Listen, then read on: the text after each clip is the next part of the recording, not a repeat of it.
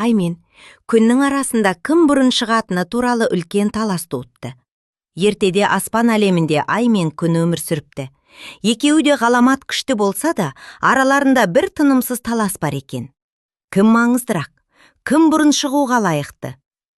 Күн шуағын шашып, мен тіршіліктің бастауымын. Менсіз жер беті қараңғы, суық болар еді. Мен әлемді жылумен, жарықпен қамтамасыз етемін деп жар салыпты. Ай күміс сәулесін төгіп, жоқ, мен маңыздырақпын.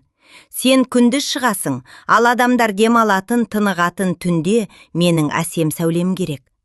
Мен теңіз толқынын, судың ағысын басқарамын деп дауласыпты. Екеуінің дауы тым ұзаққа созылған соң, аспандағы жұлдыздар жиналып ақылдасыпты. Ең кәрі, ең дана, үркер жеті қарақшы сөйлепті. Екеуіңге маңыздысыңдар. Сендердің біреулеріңсіз әлемнің кепе-теңдігі бұзылады. Сендер бір-біріңді толықтырасыңдар. Күн әрекет, жұмыс және өмір. Ай тыныштық, демалыс және түс. Екеуің кезекпен шығындар. Бір-біріңнің орныңды баспаңдар деп шешіпті. Күн мен ай бұл ұсынысты қабыл алыпты. Содан бері күн күндіз, ал ай түнде шығатын болыпты. Алайда екеуі де әлі күнге дейін кездескенде бір-біріне сәлем беріп өтеді екен.